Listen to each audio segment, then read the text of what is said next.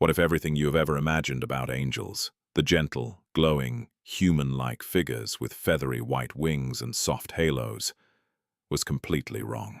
What if the angels described in the actual Bible, in the original texts, in the words written by prophets who claimed to have seen them with their own eyes, were something so terrifying, so incomprehensible, so alien to human understanding, that the church quietly decided you didn't need to know?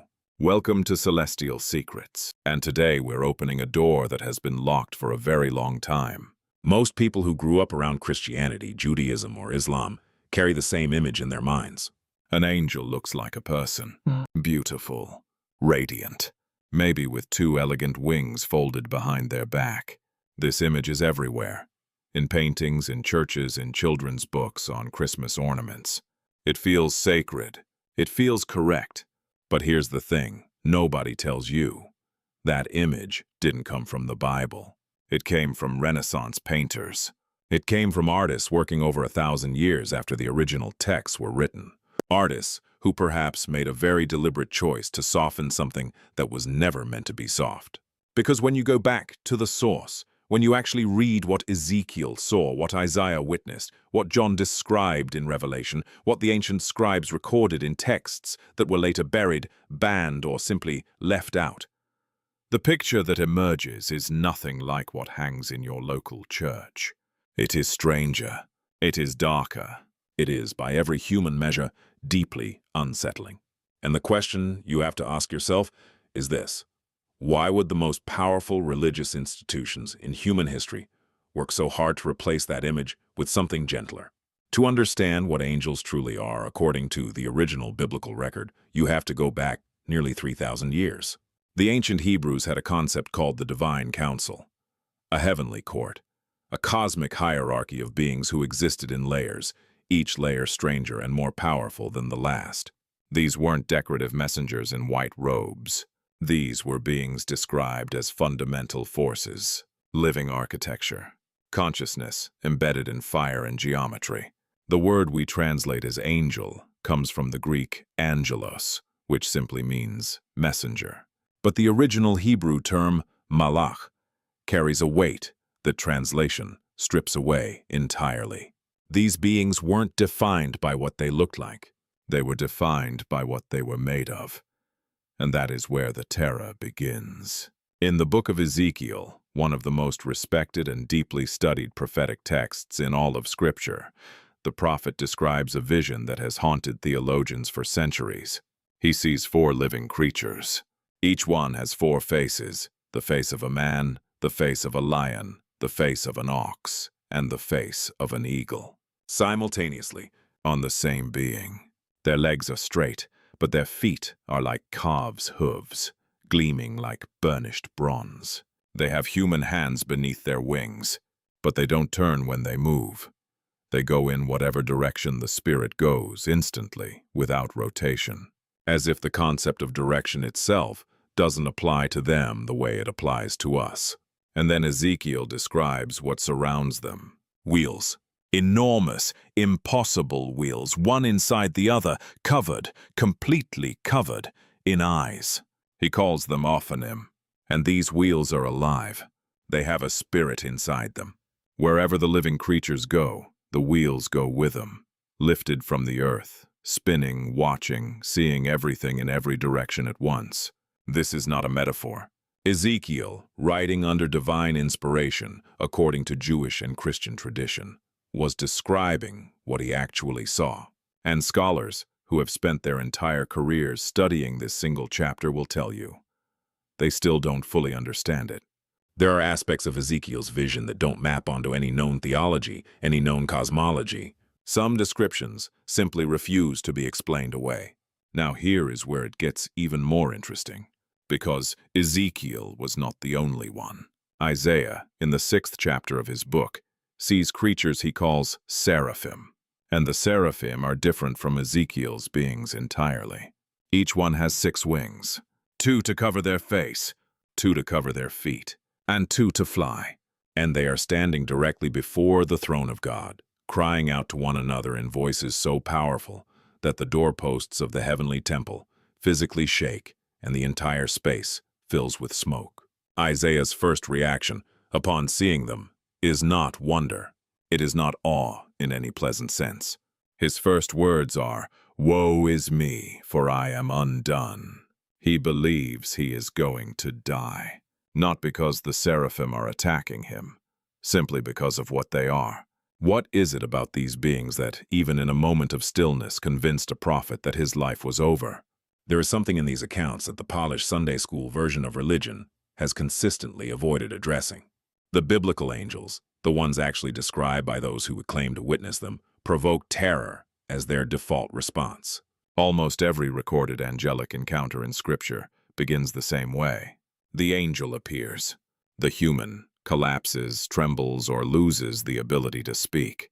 And then, only then, the angel says the words that appear more than any other phrase in the entire Bible. Do not be afraid.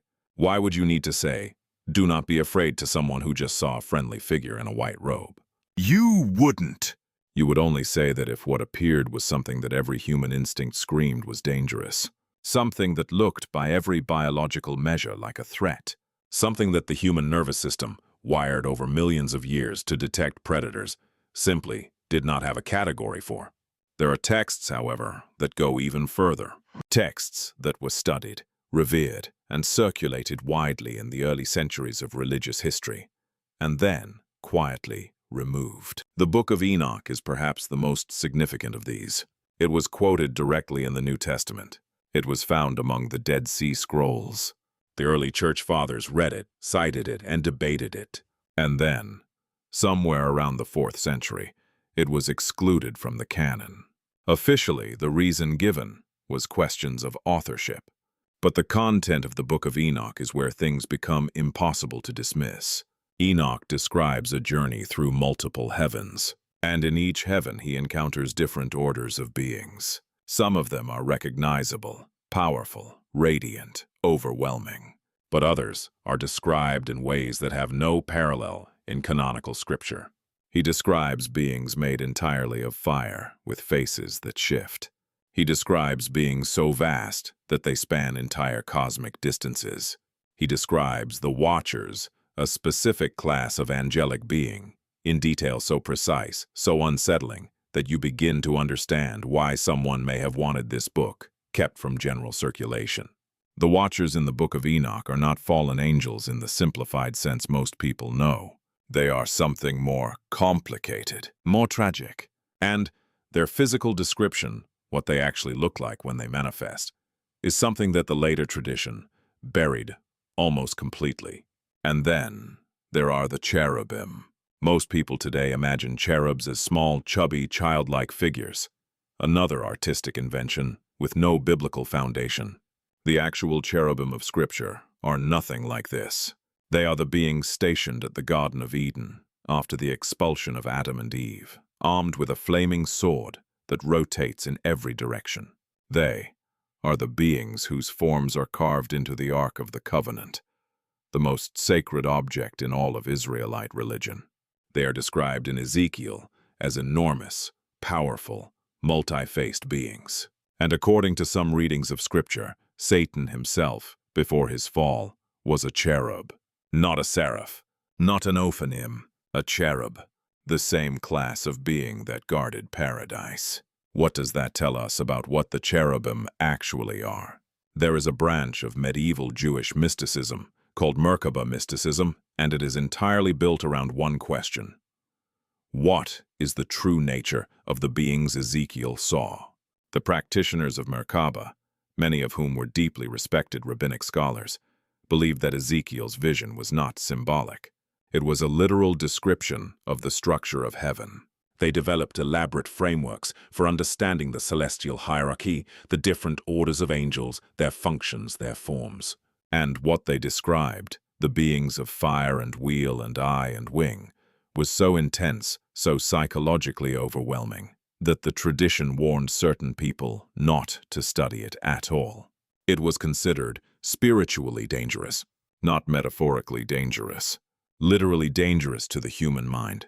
Why would knowledge about the appearance of holy beings be considered dangerous? Some scholars believe the answer lies in the nature of these beings themselves, that the angels of biblical tradition are not simply powerful humans with wings.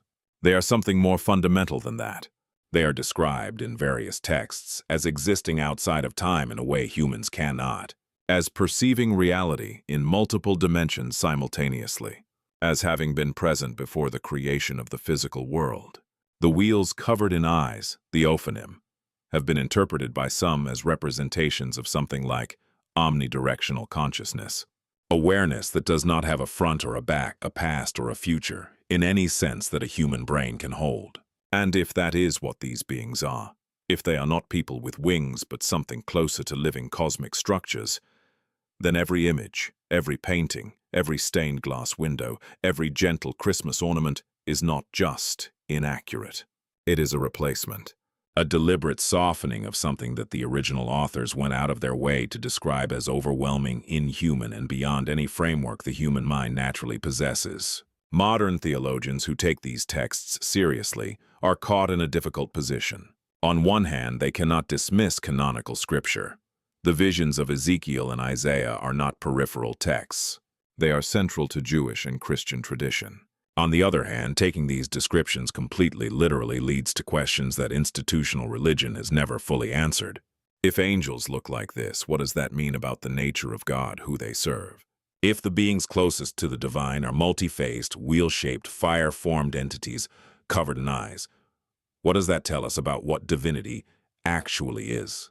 Some modern thinkers, and this is where the conversation moves into territory that makes many people deeply uncomfortable, have pointed out that the biblical descriptions of angels bear a striking resemblance to what people across many cultures and many centuries have described when they report encounters with beings they cannot explain.